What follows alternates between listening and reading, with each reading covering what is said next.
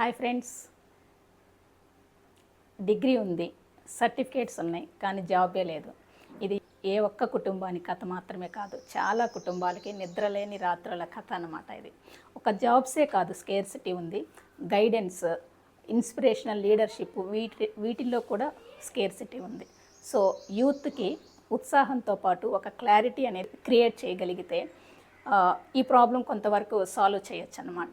యూత్కి IQ levels చాలా ఎక్కువ, అలాగే వాళ్ళకి మంచి డ్రీమ్స్ ఉన్నాయి, ఉత్సాహం ఉంది. ఆ ఉత్సాహానికి ఒక క్లారిటీ ఇవ్వాలి అనే ఆలోచనతో జేకే స్ఫూర్తితో మీ ముందున్నాను. ఈ ట్రెడిషనల్ చదువుల్లో ప్రాక్టికల్ స్కిల్స్ లోపం కావచ్చు, అలాగే మార్క్స్కే ఎక్కువ ఇంపార్టెన్స్ ఇచ్చి మన ఎడ్యుకేషన్ సిస్టమ్ కావచ్చు, ప్రైవేట్ సెక్టర్ ఆటోమేషన్ అవ్వచ్చు, రీజన్స్ ఏవైనా కావచ్చు, జాబ్స్ స్కేర్సిటీ అయితే ఉంది, ఇది నిజం. Okay, so lakhs of students colleges నుంచి బయటకు వస్తున్నారు. మార్కెట్లో ప్రపోర్షనేట్గా జాబ్స్ ప్రొడ్యూస్ అవ్వట్లేదు, ఇంబ్యాలెన్స్. దీనివలన యూత్ చాలా ఇబ్బంది పడుతున్నారు, ఫ్రస్ట్రేషన్, డిప్రెషన్, ఇతరులతో కంపేర్ చేసుకొని డిస్సాటిస్ఫాక్షన్గా ఉంటున్నారనమాట.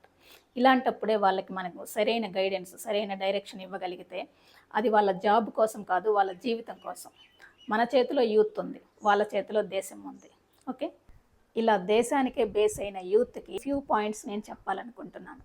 First one, career related, career counselling. మీకున్న డిగ్రీ మీ కెరియర్ని డిఫైన్ చేయదు, మీ గోల్ని డిఫైన్ చేయదు. మీ ఇంట్రెస్ట్ ఏంటి, మీ కెపాసిటీ ఏంటి, ఇవి రెండు మాత్రమే మీ గోల్ని డిఫైన్ చేయగలవు. ఇంజనీరింగ్ చదివి ఏదో ఒక డిగ్రీ చేసిన తర్వాత కేవలం ఐటీ జాబ్కే రెస్ట్రిక్ట్ అవ్వకుండా ఆల్టర్నేట్ కెరియర్స్ కూడా చెక్ చేయండి.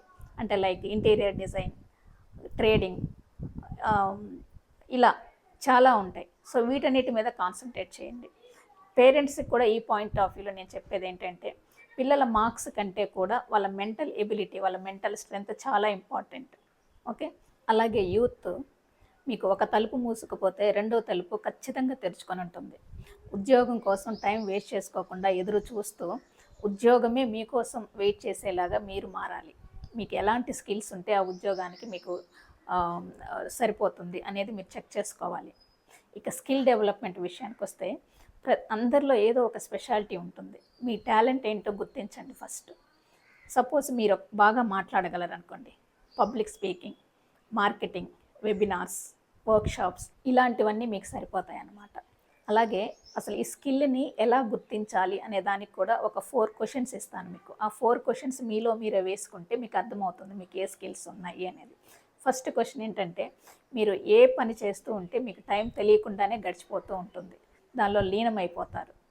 అది తెలుసుకుంటే అదే మీకు ఇంట్రెస్ట్ ఉన్న ఏరియా అవుతుందన్నమాట. అంటే ఎగ్జాంపుల్ ఏంటంటే, సపోజ్ ఇప్పుడు మీరు పిల్లలతో స్పెండ్ చేస్తూ వాళ్ళకి స్టోరీస్ చెప్తూ వాళ్ళు అడిగే ప్రతి క్వశ్చన్కి ఓపిక్గా ఆన్సర్ ఇచ్చుకుంటూ వస్తున్నారు అంటే తెలియకుండానే మీలో పిల్లలతో గడపటం అనే ఒక ఏరియాలో స్ట్రాంగ్గా ఉన్నారు అని అర్థం అనమాట. సో ఈ ఏరియాలో ఏంటంటే చైల్డ్ డెవలప్మెంట్ కానీ, చైల్డ్ కౌన్సిలింగ్ కానీ, లేదా టీచింగ్, ఎడ్యుకేషన్ సెక్టర్కి వెళ్తే teaching, online teachings especially for kids అలా పెట్టుకోవచ్చు. లేదా day care centres, or else after school activities organising, ఇలాంటివన్నీ కూడా అందులో ప్లాన్ చేసుకోవచ్చు అనమాట.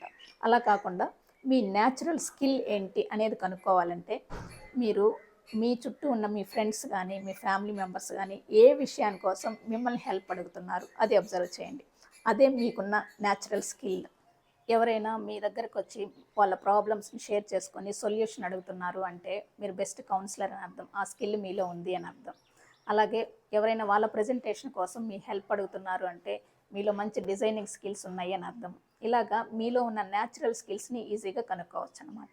అలాగే మీ చిన్నప్పుడు మీరు ఎక్కువ ఏ పనులు చేసుకునేవాళ్ళు, మీరు త్వరగా ఏ ప్రాబ్లమ్ని సాల్వ్ చేయగలుగుతున్నారు, ఇలాంటివన్నీ క్వశ్చన్స్ వేసుకొని మీలో ఉన్న స్కిల్స్ని ఐడెంటిఫై చేయొచ్చు ఈజీగా. ఓకే, ఇలాగా మీకున్న స్కిల్స్ ఏంటో ఐడెంటిఫై అయిన తర్వాత నెక్స్ట్ స్టెప్ ఏంటంటే వాటిని డెవలప్ చేసుకునే ప్రయత్నం చేయాలి. సో ఎలా డెవలప్ చేసుకోవాలి అంటే, ద బెస్ట్ వే వచ్చేసి వాలంటీర్ వర్క్స్ అనమాట. వాలంటీర్గా వర్క్ చేయటము. ఏదైనా ప్రోగ్రామ్స్ జరుగుతున్నప్పుడు, ఈవెంట్స్ జరుగుతున్నప్పుడు, అవి ఎడ్యుకేషనల్ ప్రోగ్రామ్స్ కానీ, స్పిరిచువల్ ప్రోగ్రామ్స్ కానీ, ఎలాంటి ప్రోగ్రామ్స్ అయినా జరుగుతున్నప్పుడు ఆర్గనైజేషనల్ టీమ్ తోటి మీరు ఇన్వాల్వ్ అయ్యి దాంట్లో పార్టిసిపేట్ చేస్తే అన్నోయింగ్లీ మీకున్న స్కిల్స్ అన్నీ కూడా డెవలప్ అవుతాయి. అలాగే కొంతమంది స్టార్టప్స్ ఎస్టాబ్లిష్ చేయాలనుకుంటారు. అలాంటి వాళ్ళు ఏ స్టార్టప్ అంటే ప్రోడక్ట్ బేస్డా, సర్వీస్ బేస్డ్ అనేది డిసైడ్ అవ్వండి ఫస్ట్. సరే, ఏదైనా కూడా స్టార్ట్ చేయాలి అంటే ఎలా స్టార్ట్ చేయాలి, ఎప్పుడు స్టార్ట్ చేయాలి, దేని మీద స్టార్ట్ చేయాలి అనేది కూడా అవగాహన ఉండదు. దాని గురించి నేను ఒక ఫ్యూ పాయింట్స్ చెప్తాను.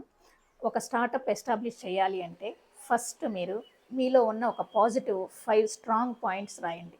5 స్ట్రాంగ్ పాయింట్స్ మీలో ఉన్నవి రాయండి.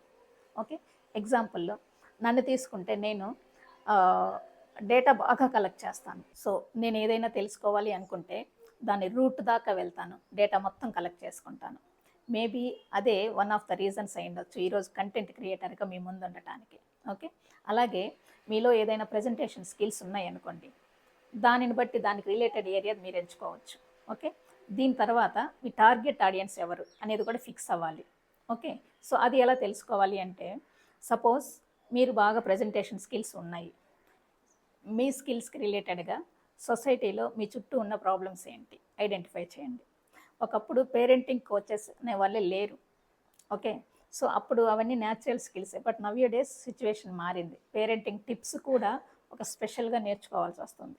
మేబీ ఇది ఒక పాయింట్ ఏమో, ఆలోచించండి. అట్లాగా మీ సొసైటీలో మీ చుట్టూ ఉన్న సమస్యలు ఏంటో ఐడెంటిఫై చేస్తే మీ టార్గెట్ ఆడియన్స్ మీ స్కిల్కి తగ్గట్టు ఈజీగా ఐడెంటిఫై చేయొచ్చు. ఓకే, స్కిల్ ఐడెంటిఫై చేశారు, టార్గెట్ ఆడియన్స్ ఐడెంటిఫై చేశారు, అలాగే సొసైటీలో మీ చుట్టూ ఉన్న ప్రాబ్లం ఏంటో దానికి రిలేటెడ్గా ఐడెంటిఫై చేశారు. దీని తర్వాత ఆ ప్రాబ్లంకి ఇప్పుడు మార్కెట్లో ఉన్న సొల్యూషన్ ఏంటి అనేది అబ్జర్వ్ చేయండి. ఆ సొల్యూషన్, ఫర్ ఎగ్జాంపుల్ మనం అనుకున్నాం కదా ఇందాక,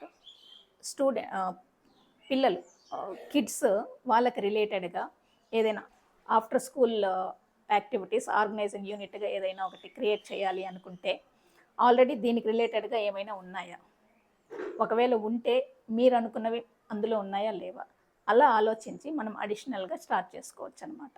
ఓకే, సో ఇలాగా ఒక స్టార్టప్ని ఎస్టాబ్లిష్ చేసుకోవాలంటే మనల్ని మనం రీథింక్ చేసుకోవాలి. సో ఇలాగా యూత్ అవేర్నెస్తో ముందుకెళ్తే మీలో ఉన్న భయాలు పోతాయి, క్లారిటీ వస్తుంది, అలాగే కాన్ఫిడెన్స్ వస్తుంది, సెల్ఫ్ కాన్ఫిడెన్స్ వస్తుంది. ఓకే, సో ఈ విధంగా స్టార్టప్ ఎస్టాబ్లిష్మెంట్ గురించి డీటెయిల్డ్ ఇన్ఫర్మేషన్ మీకు నెక్స్ట్ వీడియోలో ఇస్తాను. ఓకే, సో ఈ వీడియో నచ్చినట్లయితే లైక్ చేయండి, షేర్ చేయండి, అలాగే జేకే స్ఫూర్తి ఛానల్ని సబ్స్క్రైబ్ చేయండి. Thank you.